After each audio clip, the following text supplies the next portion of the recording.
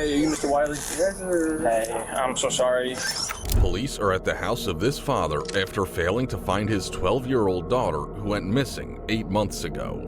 Do you know of anywhere she might go? I know you said you don't know about her friends, but... First time when we got her, she went to an abandoned apartment. While the child had a habit of running away, she'd always been found. Until now. For months, investigators would slowly uncover more and more disturbing secrets about this case. You could see her dad like standing on the side, and he was smiling. He wasn't doing anything, he was smiling. While they was searching for Lori, right? Mm-hmm. He's sitting on the side like smiling and looking around. Baby, you're not gonna look for your child? I thought Miss Summers told me that one of the rumors or that people were concerned that Lori Paige was with a 20-something-year-old man. But they would eventually lead them to their worst nightmare as they desperately try to piece together who would do this to a child and why. You're sitting there giggling in handcuffs while you're being charged with your daughter's murder. You want everybody to think you're a monster?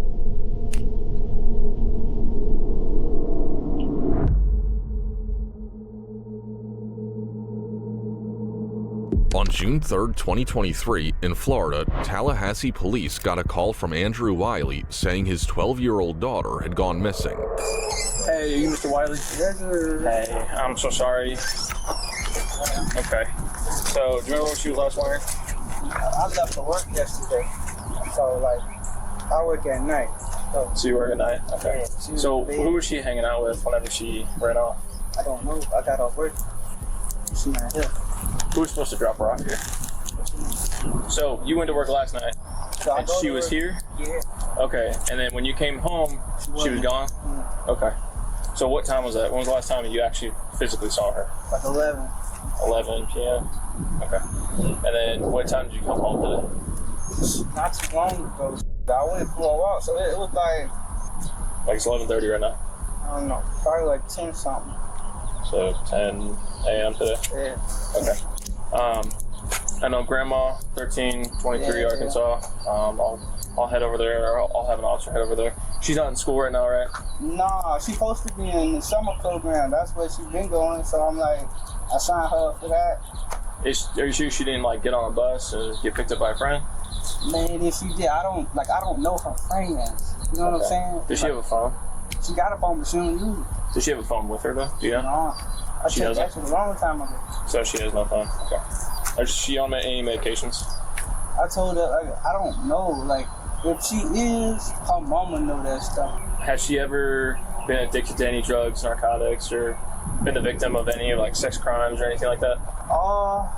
There was some allegations with some her mama, father, something, but that was a long time ago. The first thing officers try to ascertain is what Lori's family life was like. And in short, it's complicated. Currently, she's living with her dad, but as officers will soon find out, she's been all over, so tracking her down will be no easy feat, especially given that she doesn't have a cell phone and her dad doesn't seem to know anything about where she might be.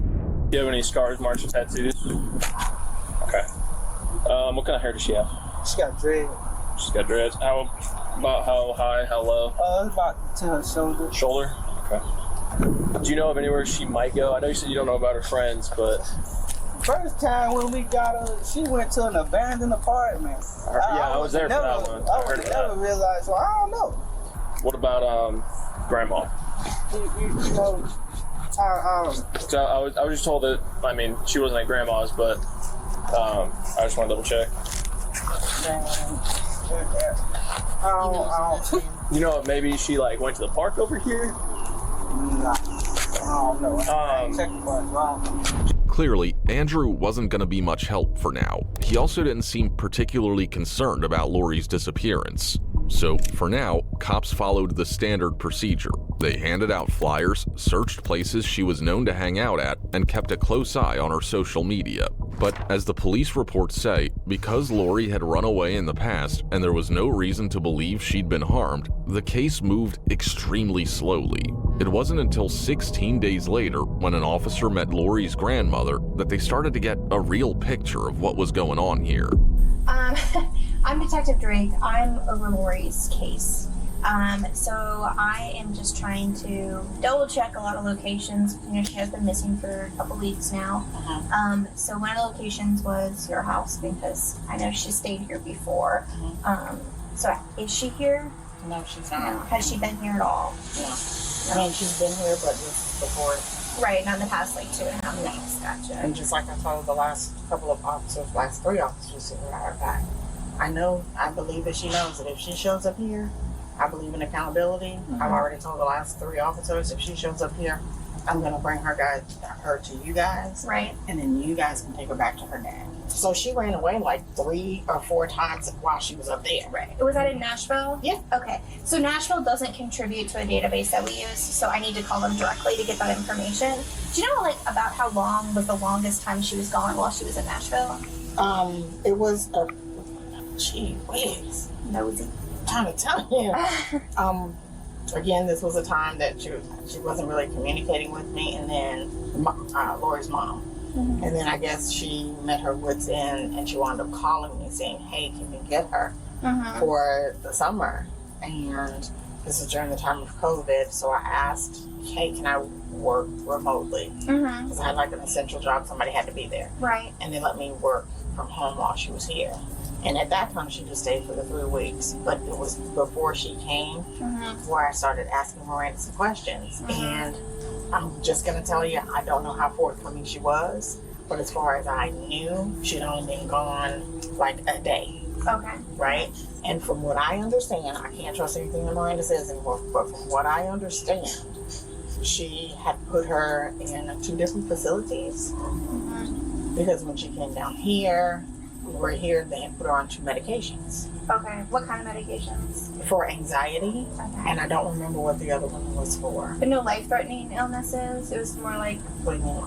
insulin or No. heart medication This or is something just like for anxiety. And she had an episode when she was here for that 3 weeks. On the first night, she just got up in the middle of the night, and I could see something kind of, I don't know, shut off or clicked on or something, I don't know.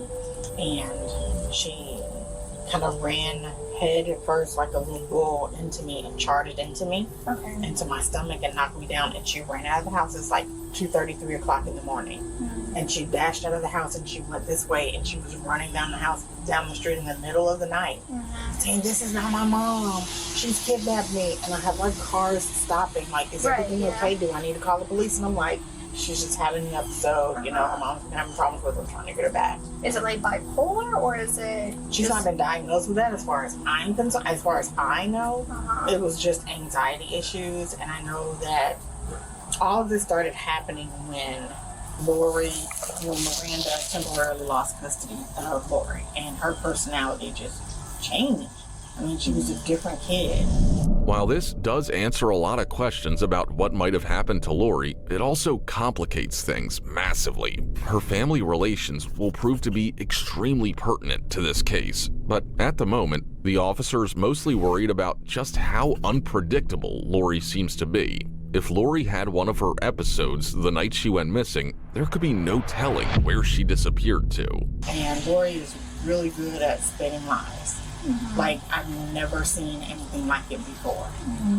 And I tell the story all the time to my family. When she was 2 years old, when kids are supposed to have an attention span of a gnat, she would try to gaslight you for 2 weeks on your story. And you knew it was right because you saw her, and it was just a little thing at the time. I didn't do that, and then she just spent the story to get bigger and bigger. Well, time progressed, and, you know, I guess Miranda shuffled around to different people, what have you. That's going to affect the kid, number one. And I'm like, figure this out. Just do what you got to do. And so one of the times, she stayed with my dad. And because of how she kind of came up, Lori's always used to sleeping in the room with someone. Excuse me, I don't know. Pardon me. I know that she would like to be afraid of the dark. So when I transferred my job down to Tampa to help Miranda out with Lori, we actually stayed in the same room, Lori and I. We had 2 single beds in there. And if I would wake up or get out of bed in the middle of the night or whatever, it was like she could sense something. She would just kind of get up. Like, I'm in here by myself. Right. And I tried to tell Miranda when she was a year and a half, it's time to start weaning her off of that. Let her sleep in her own room, but because Miranda needed some of that contact too, she let it kind of go on. Right. So she went knocking on my dad and his wife's bedroom door. And he was like, no, Lord, you can't come in here. You need to go back. And his wife would put her back in the bed. Well, I guess she had night terrors, or that's what Miranda refers to them. Because Lori has the ability to hold on to vengeance, I guess is the best way to put it. She has a tendency to hold on to that kind of stuff, but she also still has the mind of a child. Right. Well, she went to daycare, she played all day long, had a good time, and then at the end of the day, when it was time for her to be picked up, she remembered, oh gosh, I'm gonna have to be in the room by myself. And she spun this lie on my dad, which caused him to be arrested. And because she can hold on to a thing for a while, and it was bringing her greater and greater attention, it kind of taught her that this is all I need to do to get the attention that I need. But if disappearing like this was just supposed to be an attention grab, you'd assume that she would have shown up again after a couple of days at most. But even after searches of local apartments, her friends' houses, her grandmother's place, her school, and, quote, every hotel in the city, she was nowhere to be found. They quickly followed up on any alleged sighting of her, but always came up short. They knew they had to change their strategy, so they turned their attention back to her complicated family life. And what they found began to break the case open, one step at a time. Everyone who saw how Lori's mom, Miranda, raised her had similar things to say. She was 17 when she had Lori, and 6 months into the pregnancy, she asked for an abortion. Even after Lori was born, Miranda still wanted to hang out and party with her friends all the time, which led to her leaving Lori with all different kinds of people. By the time she was 12, she had lived with her mom, dad, grandma, paternal grandma, godmother, Miranda's ex-fiance, an uncle, and even Florida's Department of Children and Families. In fact, that was where the police headed next, to talk with a social worker to see if she might be able to help them find any semblance of a lead. So she had gone to two elementary schools in 3rd grade, and then 4th grade she went to Goodlettsville Elementary, and then 5th grade at GMS. So she was here for about 3 years before she moved back with Dad. And then I will say, she was very resistant to meeting with me. She did not want to meet with me. She did not want to talk with me, or it was very difficult to try to even build a relationship, just a rapport. She kind of avoided me. She was very guarded and disengaged in sessions. She made it very, very well known that she did not want to talk to me or participate. And she did have a very a more pessimistic outlook on life. It was always a negative, always something negative. So I usually do with the students I see initially is ask them on a scale of 0 to 10, 0 being bad, 10 being good. What scale do you give school? What number do you give home? What number do you give life? She gave life a negative 20. Okay. I asked her, well, let's at least try to get up to a baseline, 0. What would that day kind of look like, And she said having pancakes in the morning. A positive 3 or 4 would be being able to watch Attack on the Titans and getting on her phone whenever she wanted. She said that she'd never felt loved by anybody, and she doesn't feel loved currently.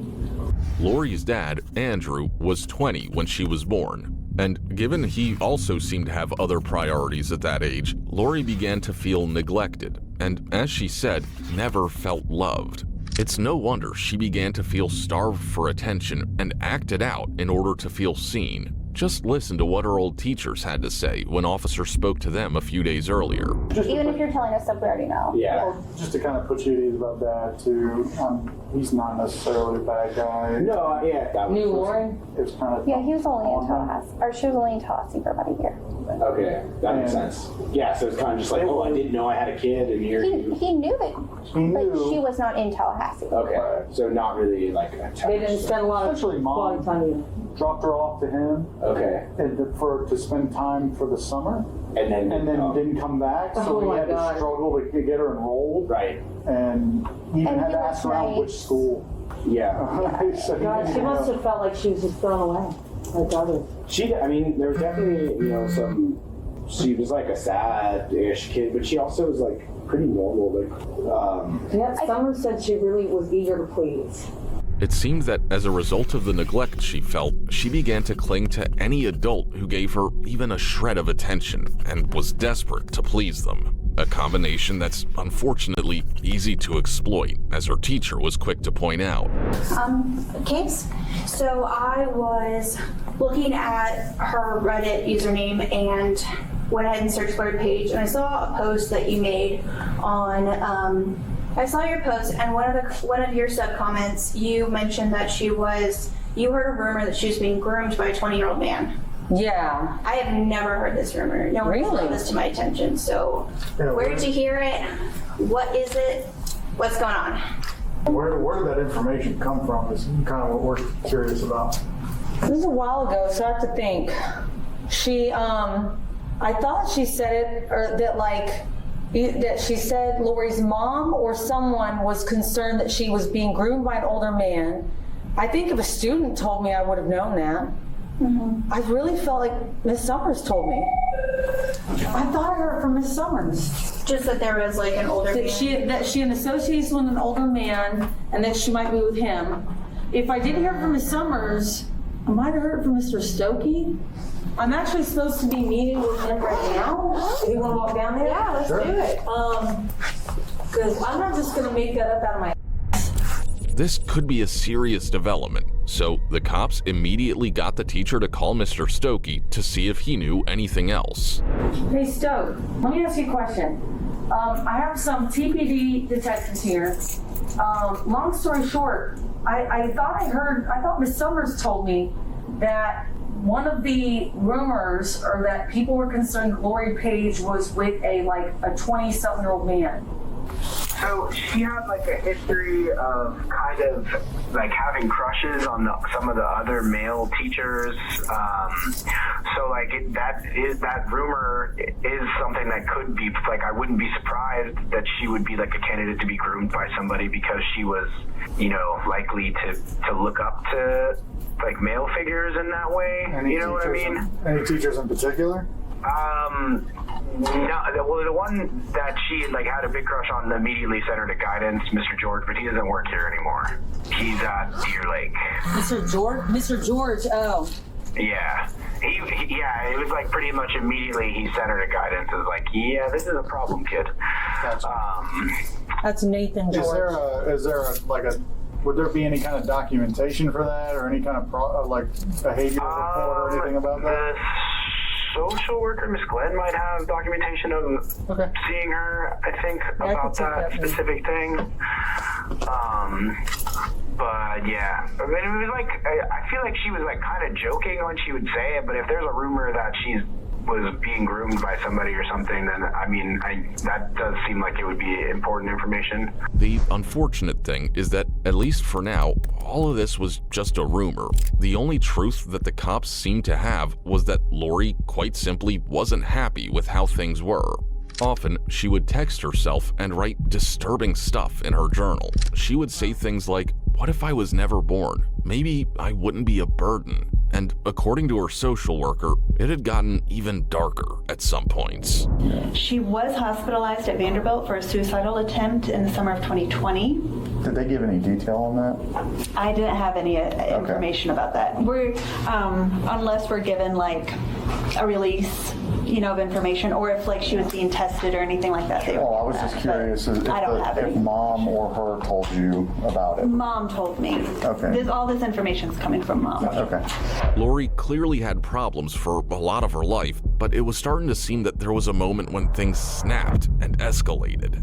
In 2022, Miranda dropped Lori off at her dad's place for the summer holiday, but when it was time to pick her up, Miranda called saying she couldn't. She had told Lori it was just going to be a holiday visit, but in reality, she had gotten an eviction notice because she couldn't afford to pay her rent.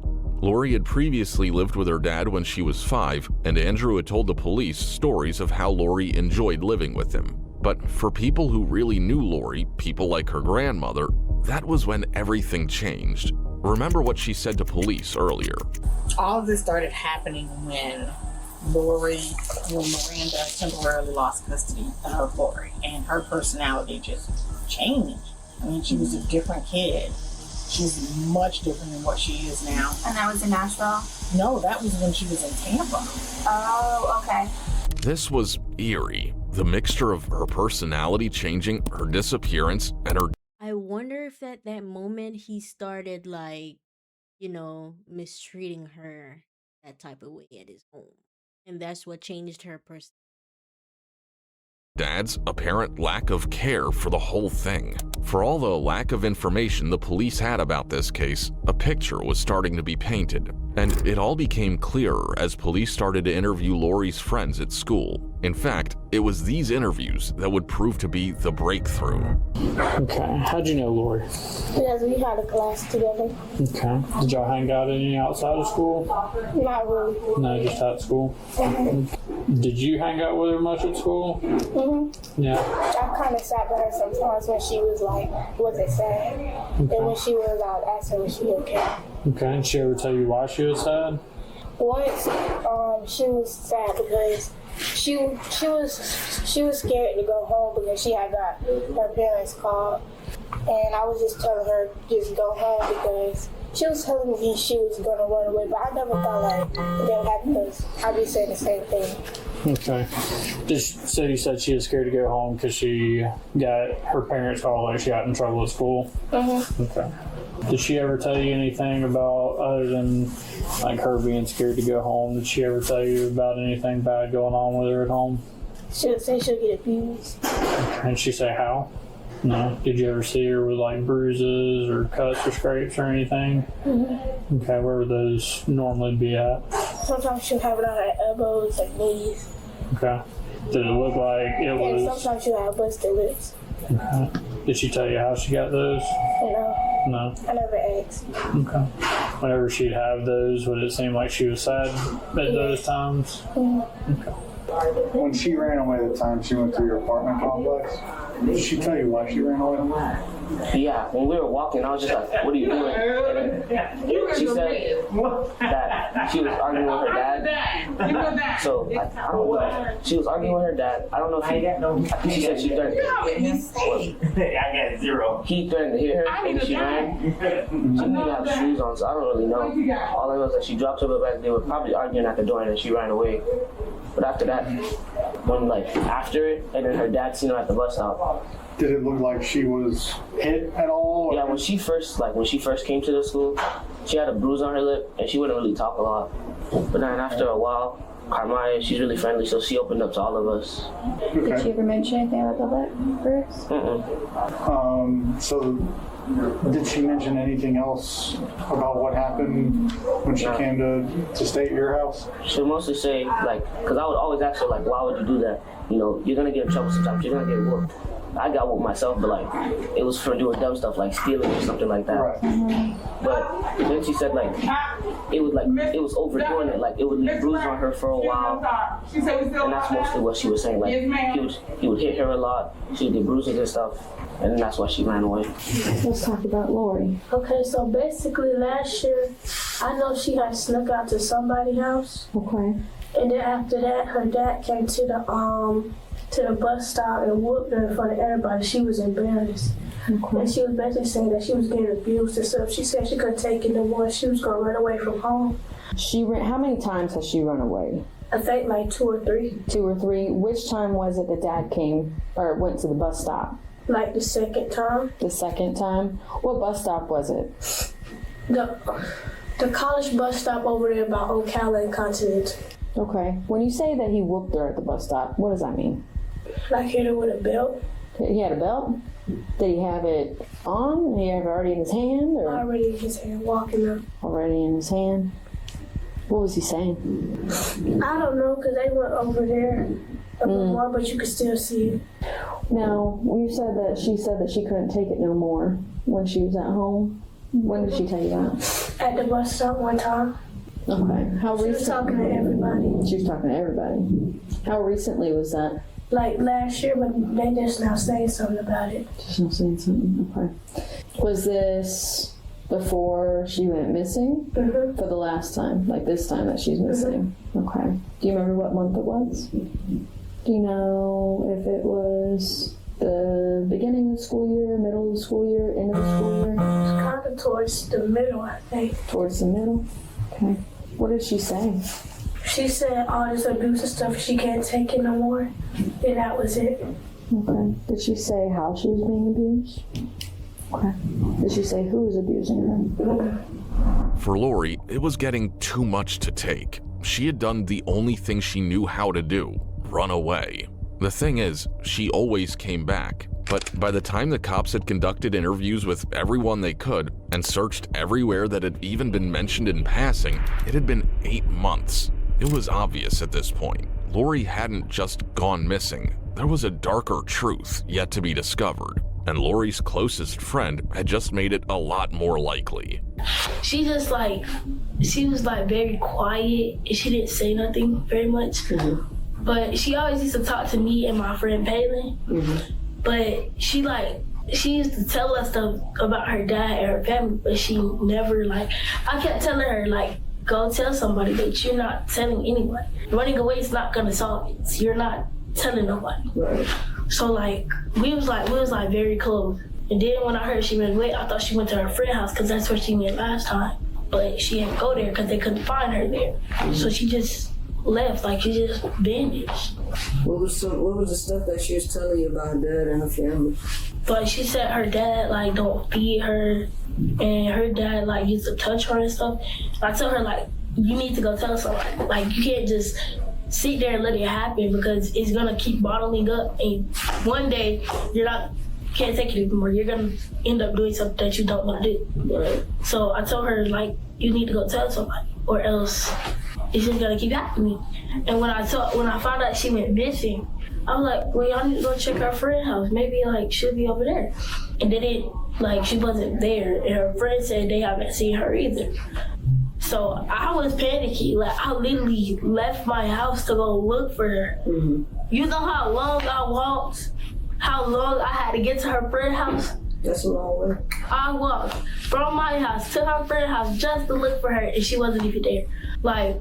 I was panicking so bad. Cause I was thinking what if she got kidnapped or something? But I tried to think positive, even though she been gone for almost a year. It's a new year. Yeah. She been gone since 2023. That's a new year. That's a long time. I was trying to, I kept trying to get her to tell somebody, and she's like, no, I don't want to tell anybody. But yeah. Did she ever tell you why she wouldn't tell? What she thought would happen if she did tell somebody about all that? What did she think? She told me that her dad was gonna kill her. Think back to the very beginning of this case when Andrew reported Lori missing. He barely seemed concerned, he barely provided any information, and since then, he hadn't once followed up with the investigation. At that time, the belief was that this might have just been his way of dealing with the situation. But now, it seemed suspicious. And bro, the one thing if you go look on the news and you see the video that Miss Summers was in, you can see her dad standing on the side, and he was smiling. He wasn't doing anything. He was smiling. He was looking they was over there while they was searching for Lori, right? He's sitting on the side smiling and looking around. Baby, you're not gonna look for your child? Something's wrong with you. I don't say that because you might put me in handcuffs, but no. I scrub with him because you literally sitting on the camera and you're smiling. You're not. All the other people from our school, from here, are looking for your child and you're smiling.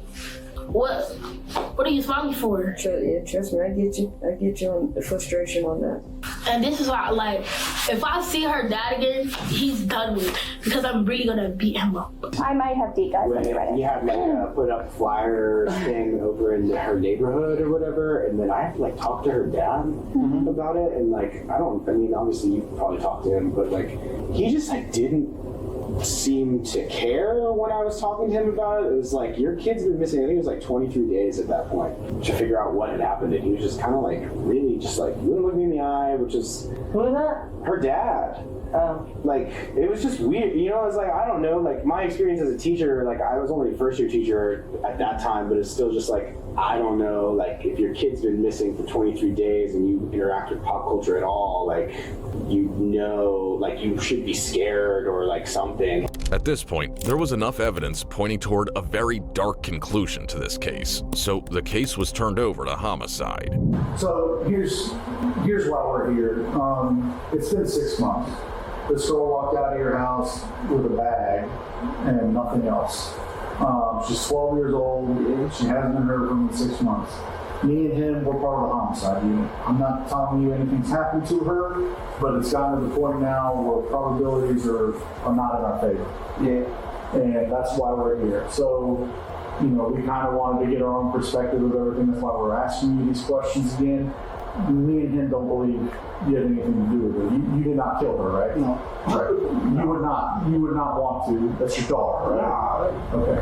But even at this point, the detectives still had no idea just how horrifying the truth really was. The first thing they did was pay a visit to Lori's mom, but talking to Miranda wasn't gonna be easy. You see, since the beginning of the case, Miranda and the police hadn't exactly seen eye to eye. Miranda thought she was being treated unfairly, while the police thought she was messing up the case by constantly posting on Facebook. So this wasn't gonna be a normal visit.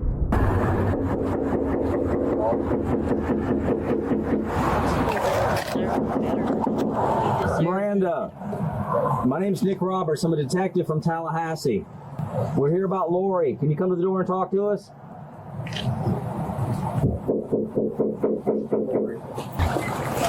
Hey, dear. Are you Miranda? Would you holler at Jerry? Do you mind if we come in and talk to you? This is not, I can't let you in. Okay. Do you mind just stepping out and talking to us, or you just want to stay here? Let me put on some... Absolutely. Yeah, sure. Absolutely. Hey, Miranda. We came here to talk to people at her school where she attended here. Okay. We're just doing everything we can to just try to get a feel for who she was and what might have happened, where she might be. Y'all know the scenario, and she's likely no longer with us. Honestly speaking, y'all do this, y'all investigate this, you know how this goes. That's possible. It's likely. It is likely. And y'all are treating me, and this is my problem with this. I'm finna air out all my grievances. Go ahead. Go ahead. Y'all are treating me like a f***ing criminal, like I did something. She was not in my care when all this went down. I'm dealing with the loss of my child. I know. And the gross negligence of Tallahassee Police Department. Yeah. The disgusting negligence of the department.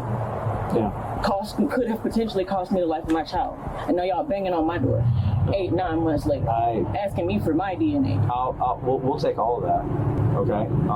They put brand new detectives on the case. It's too late. I hope that it's not, but it could be. Because if I'm moving a child, y'all know how to do this. This is not. If I'm moving a child, I'm gonna move the child in 8 months. I'm not gonna wait for y'all to run down my house. We don't think that you moved the child. I'm not saying, but anybody that did, because there's an adult, there has to be an adult involved. She can't sustain herself this long. So whatever, thinking in their pattern, if I know that I have a child that the police are looking for, I'm not just gonna hold them. I'm gonna move them. I'm gonna hide them. I'm gonna. Right. Quick break. Do y'all think the mother has the right to be upset right now regarding the past negligence that Lori had to deal with? Comment down below and let me know. Well, if you're thinking on the lines of placing the blame on us, then... Not the blame. I'm not placing the blame on y'all. How y'all handled it, it was mishandled. It was very mishandled. If that's the case, then if it were me, I would want to say that they came to my house multiple times. They asked me for all these things multiple times. I complied in every way they asked. And when all that comes to light, then you can be on the right side of this thing. You can investigate everything. I'm on the right side of this thing. I don't have to. I'm saying, there's no reason. But I'm not entitled. I don't have to cooperate with y'all. I don't trust y'all. Okay. Indeed, this was going to prove more complicated than the officers had hoped. But regardless, they pressed on, hoping to try and get anything useful out of her whatsoever. I have to ask, your opinion. Could birth father have done anything to her? Would he have? I can't speak on that as a fact and say because I don't know. I don't think that he would have because I mean. That's what I'm asking. Is your gut feeling? That's important to it. She's been down there like for summers and Christmas, so I don't think that he would hurt her. I really hope he wouldn't. And nothing happened while she was down there. No allegations of even any kind of abuse at all, or nothing like that. Not that I am aware of, but he didn't talk to me. Yeah. Okay. I get it. But I mean, I'm not going to say like he didn't, but I don't. Yeah. I hope he wouldn't hurt her. And we have no evidence that he did. I mean. Yeah, she would ask her, why don't you call? Or like you don't, like basically look to her like I don't try to reach out to her, like I don't care. Because you weren't able to get through to her. Because I wasn't able to get through her. So you had to look up the school's number, find out what class she was in, and then they had to transfer you to that class to be able to talk to your daughter? Okay. Yeah, I'd be upset too. One of the things for us, and again, like you said, your guy is Andrew didn't do anything. But we have to explore that option. We'd be stupid not to. We wouldn't be doing right by Lori, we would be doing right by you. So while we're looking at all these other sightings and everything else, we have to look at Andrew, unfortunately. So Jerry interviewed Andrew. Andrew comes across as, a caring guy. But anybody can present themselves as caring to us because we don't know them. I'd be lying if I said I hadn't been fooled before. Yeah. I've been a detective long enough to have been fooled before. You know what I mean? It's people can get away with lying to us. Yeah, women lie to me all the time. At work, I mean. Probably my wife lies to me some too, I don't know. But point being is like the any voicemails, the video footage we were talking about, text messages, the verbiage that he uses when he's talking to you is the real Andrew. You know what I mean? So if he's saying mean things to you, I think he's extremely disrespectful for it. Yeah, you know what I mean? That's kind of what we're after, and it does two things. One, it paints anybody close to Lori in the appropriate light. So if Andrew tells us that Maurice is a jerk, you're a horrible mother or whatever, that's his perspective, and it's not the most accurate light. He's biased. He doesn't have the best relationship with you. He's nice and cordial with us, but not with you. So there are gaps in perspective that we need to fill and get a better understanding of him to make sure that there's no chance he's involved. And honestly, that goes for you too. But, which is one of the reasons we came to talk to you. After talking to Miranda, suspicion only grew around Andrew. But they still didn't have any physical evidence he was behind her disappearance. He had been neglectful, he had physically abused her, and potentially even worse. But what really happened that night she disappeared? The police wanted to clarify the confusion they had about him, so they wanted to have another chat with him in an interrogation room. And this time, they had a plan. I mean, obviously she ran away because I think she had got in trouble again. That's why she ran away the other time. So, and don't think any way about this at all. All right, I have to ask these questions. I've asked everybody these questions. Do you know where Lori is now? No, I do not. Okay. No, I do not. And if I did, child, I know. All right. That's out of the way, so I want to ask you some other stuff too, okay? Again, we look into everybody, we look into everything, all right? This job will make you cynical, and we have to go over every single thing for two reasons. One, we've got to make sure, because what's going to happen is if we get asked, why didn't you ask that question? You never asked the question. It looks like you may not have been at work certain days during that time. That's why I kind of asked you, was there anything that would have kept you home? Do you remember not going to work or calling in sick? You were supposed to be at your shift and didn't? No. You don't remember any of that? Okay. This was the main question that this entire interview will revolve around. After contacting Andrew's work, they saw that he'd taken time off right around his daughter's disappearance. Now, while that might seem natural at first, It started to get suspicious when cops got a hold of his location data and saw that he went on an unusual car journey while he was absent from work. Clearly, this raised questions that detectives wouldn't stop asking until he told the truth. You don't go to work, so. What you mean? There were a couple days during that time frame you didn't go to work. Time frame being the last time Miranda showed up that week before to Lori being missing. Yeah. You coming home and not finding her. Do you remember calling in sick any of those days? No. Okay. And the reason we're asking was there's something happening at home. You went to work that night, came home, she was missing. That day, whole day before. Did you leave town at all? I don't know. Andrew kept denying, so the detectives just changed their approach. They stopped posing it as a question and started stating it as a fact. Because it looks like you went just before you went to work. So you went to Jacksonville during that day and then came back, then went to work. Do you remember that? Yeah. Okay, what was that for? I was dropping the friend off at the airport. Who's your friend? Tim. Tim what? Tim Brown. Tim Brown? Mm-hmm. So that was all it was? You took him to the airport? Yeah. Okay. Is Tim his real name? Yeah. Is it Timothy or what does Tim look like? He red, short, low cut. Okay. How old? I don't know, 30 something. 30 something? Okay. And that was that day. Where was Lori that day? Was she with you? Or? No, Lori was home. Okay, she was at home? Yeah. Okay. She didn't ride with you to the airport? No. Okay. Like I said, it's just, and you can see where we're going with this, right? Yeah. You know, there's a trip out of town, Lori goes missing, then you're going to an urgent care facility. You know, it's just, like I said, I'm not suspicious of you doing anything. All right, I just kind of, these are questions that are going to come up and we need answers to them, that's all. So we can explain it and kind of go in the right direction for this case and look elsewhere, right? Do you call anybody or ask anybody or go looking for any place before you call us? Did I do that? Yeah. I'm not sure. I know I called the police. I know when I got home, I was like, what the fuck? Do you remember about what time you got home? No. Okay. Do you know if you got home later than usual or earlier than usual? It depends on the time. Mm-hmm. Because sometimes if I do overtime, I get off a little late. Okay. They knew Andrew was hiding something. Not one part of his story made sense, and all he's been able to do is give excuses and pretend he doesn't know anything.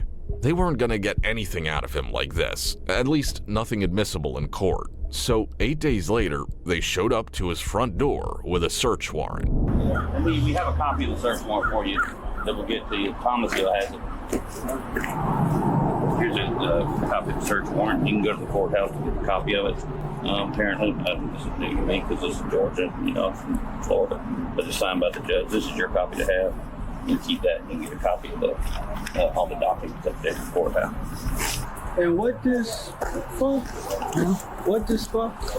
Like, yeah. This is in reference to Lord. Like what?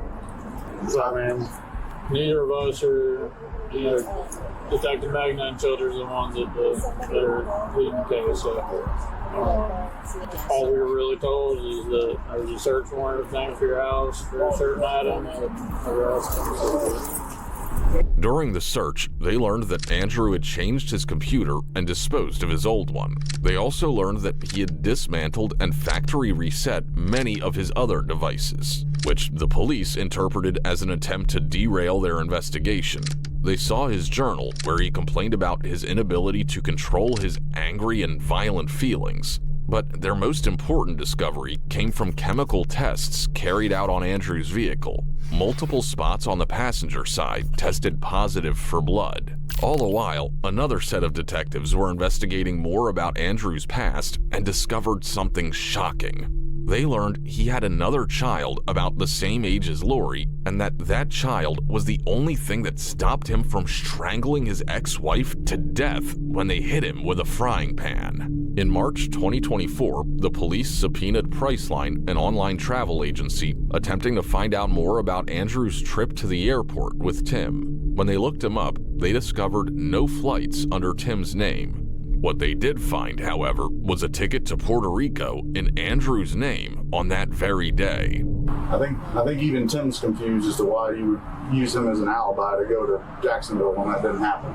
Like I said, I don't know what you said. He didn't tell me nothing. So if that's what you said, that's what you said. So I don't know. He didn't tell me. So the thing too about it is, it's not just that what Tim said. It's we know that that's not what he went to Jacksonville.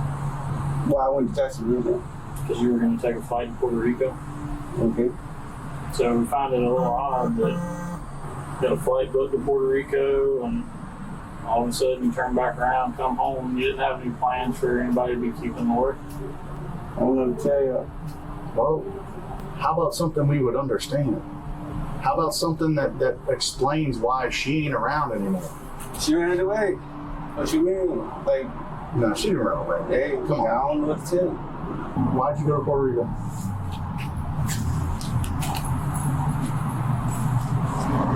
Why would you want to go? Hell, you didn't even call out sick that day. You just went. You were going to leave work, leave Lori, leave everybody. You didn't have nobody set. You didn't tell nobody. You didn't do nothing. You just bought a ticket and drove to Jacksonville. You didn't have nobody set to babysit Lori. This is well before you reported missing. When this ends up being over, you're going to need to have a story to explain why things went the way they went. That's fine. Okay? Yeah. And one, I would hope a jury would understand, because that's the way this is looking right now. Yeah. Andrew still refused to provide any more information, but at this point, it was all but over for him. A further search of Andrew's devices revealed searches such as "Where do police look to find missing kids?" and "Bad neighborhood, Tallahassee, Florida." Then they carried out further analysis on Andrew's location data, digging for more places he went to around the time Lori went missing.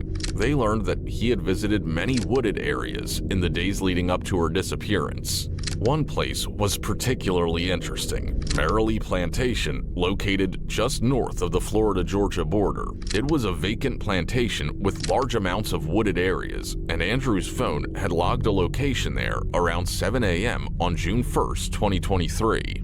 The police conducted 3 cadaver dog searches here over the next few months. In January, they did find a pile of human bones, but DNA analysis came back inconclusive. It was starting to seem like Lori Paige's disappearance might remain a mystery, until on April 5th, their final search yielded another pile of bones, and this time, the result came back positive.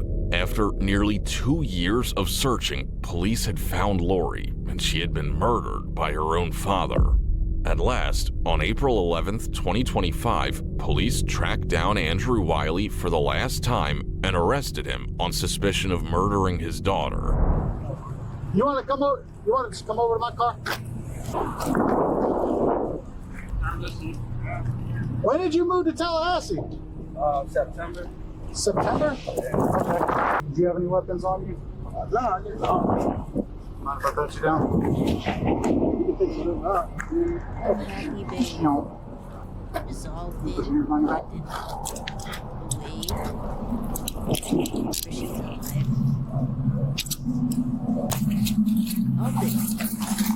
While we're here, right? We're gonna head up to the station. We're gonna have a chat. Okay. Officers brought him straight to the interrogation room, where, this time, it didn't matter if he didn't answer their questions. In fact, his plan this time was to actually stay completely silent. But that wouldn't work, because now the detectives had everything they needed to put him behind bars. All they were gonna do was give him a chance to explain himself and try to figure out why he killed his own daughter. I mean, if I were in your position, I'd have a ton of questions as to why I was here now. And I'm not going to pretend you're not a smart man. I know you're a smart man, so you understand the difference between murder, manslaughter, and everything in between, right? Negligent manslaughter, any of those things. You understand that? You've seen people come in and out of that prison day in, day out, different types of charges. How do the ones look that are charged with murder versus the ones that are charged with lesser offenses? Do they look different? Do they act different? Which one do you want to be? You know why you're here. Like I said, I'm not playing games with you. Don't you think everybody deserves to know what happened, man? If anybody, I mean, for you, you want everybody to think you're a monster? Because I can tell you right now, if you wait to do that when you get to court, I know I'm going to want to listen to you. Your chances right now, we can amend charges.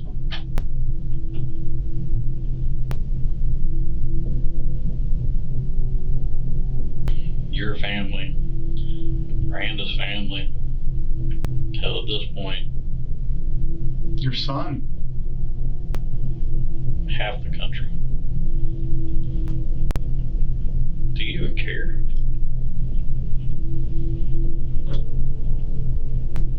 I mean, honest question, man.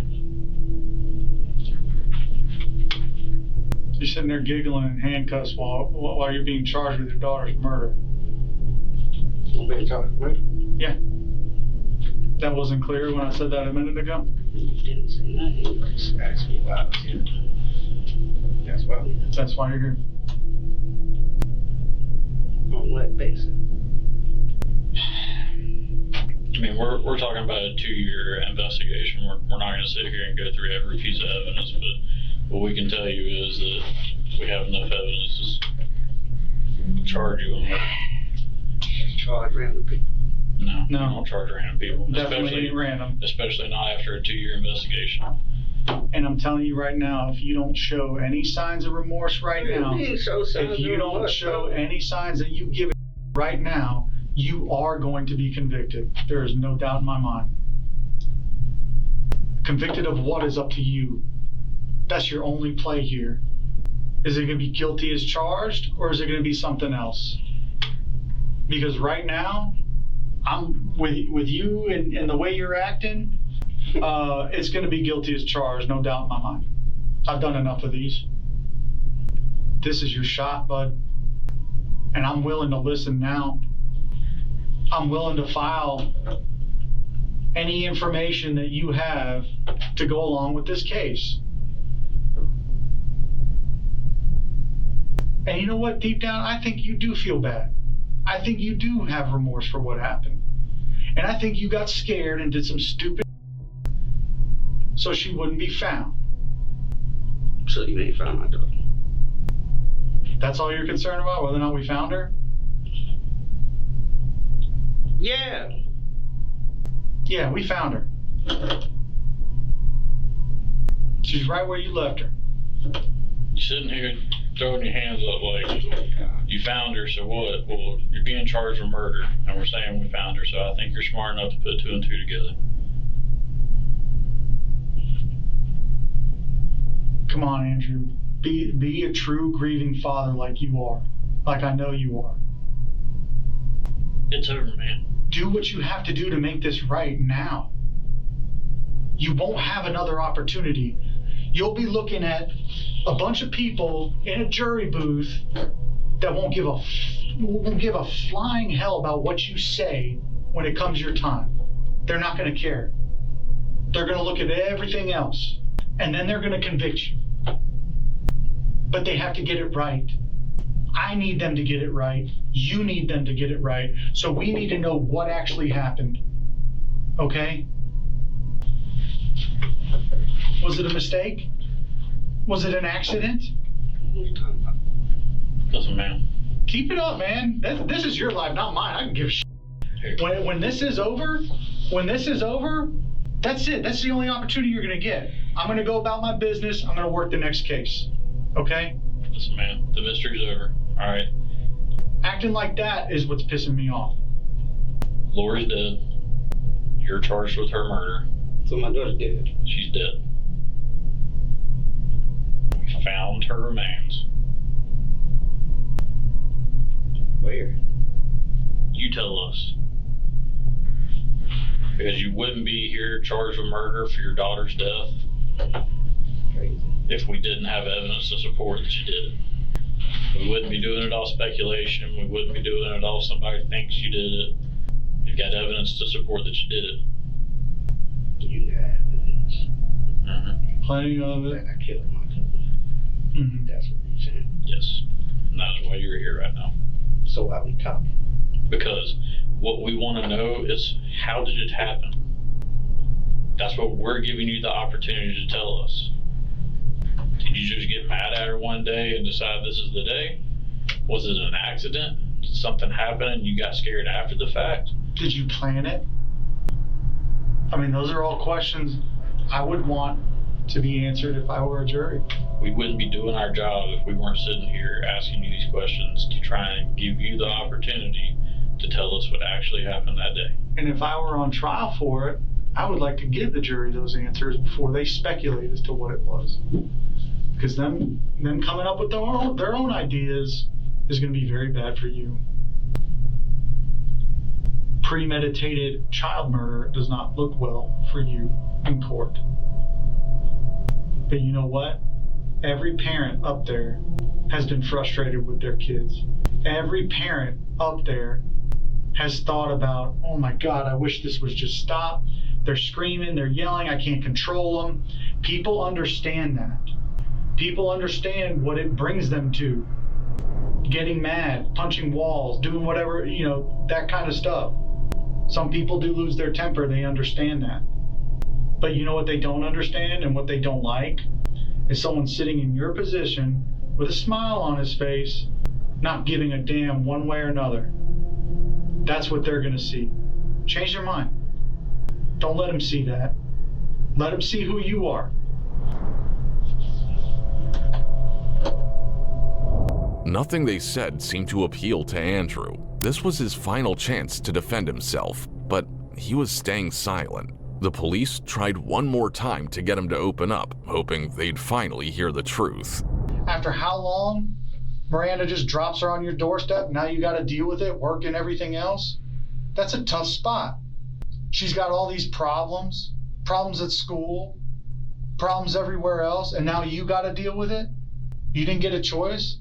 She just didn't come pick her up, and now you gotta enroll her in school? Never done that before. Then she's having all these problems at school, problems at home. You still gotta work? What, a night shift? And then come home to deal with that? Oh man, that's not an easy life. I get your perspective. I understand your point of view. I want everyone else to understand that too. Jerry, I just said my daughter did that. Y'all charged me with that. Yeah. I need a lawyer, bro. Okay.